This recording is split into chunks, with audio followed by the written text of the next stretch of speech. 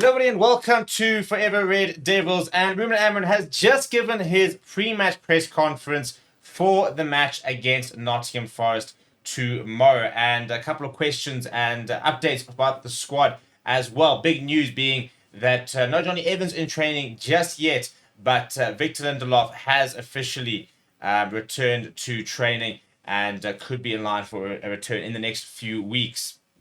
Before we get to some of the quotes and some of what else he said and kind of where we're at, please do smash a like on the video. Please do subscribe to the channel as well. Right, let's get into it. And not putting too many punches. Asked about very quickly about the position in the league and the feeling. And Ruben Amorim said that it's sad because it's a very competitive league. It can change with just one result. We have to pass this phase. So I feel the same way because before the Arsenal game, you guys were asking about top four, and now we return to this position, 13th. We have to remain calm and keep on doing the job we are doing.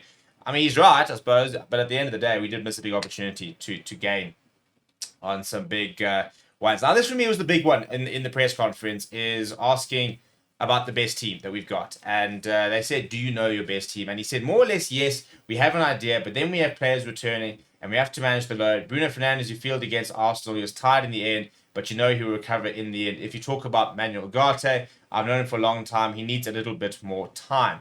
So that initially could be a bit of a hint into selection tomorrow. We might see Bruno Fernandes on the bench being managed, for example, looking at the amount of minutes he's played. When I did my predicted team, I actually had him in there, but this potentially could show that he might have a bit of rotation there. He's got asked about lessons from about Arsenal, and he said the main thing is focus on performance. For example, he said he saw lots of things that went wrong in Everton. He saw them against Arsenal. So he said it's not necessarily about results. It's about noticing the patterns in the game, about what's going wrong and what you can change throughout the season. So I think it's the right thing to have. And I think he's right, to be honest. Just because you win 4-0 doesn't mean it's a perfect performance. Doesn't mean there's nothing to worry about, and that everything is well and dandy. So you've got to make sure that you step up. And the main thing is the consistency at the moment. And the main thing over here, he said we need to have consistency in how we focus on the job in training. You don't control the result, but you feel you have to win 2 or 3 matches to see a big gap in the table. You do. You're right. We need to start seeing those matches.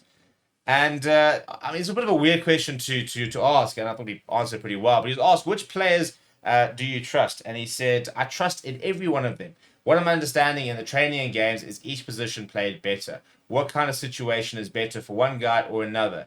These things, I need to be close to them, and I need to see games in the dugout, as you guys say, not just on TV. So I'm learning, and we as a staff are learning really fast about what they're able to do. So not a particularly long press conference, for example. I think the main thing to focus on is the fact that he needs to be starting to get towards his final team, his best team, for example. We need to start understanding which players he can rely on, which players he can't rely on, who are his go-to players, his go-to combinations, for example. I think that's very important, in terms of understanding which players you can kind of trust and which players you want playing together. Because once you start getting those combinations, team selection becomes a little bit easier, in terms of, if you've got, for example, a really good combination, the 3 at the back of De Ligt, Martinez, and Lenny Euro, at least if you're then bringing somebody into the right centre back or the left centre back, the other two know each other very well and they can kind of cope with that. Similarly, for example, that dual 10s role, and their relationship with the striker, their relationship with the wing backs.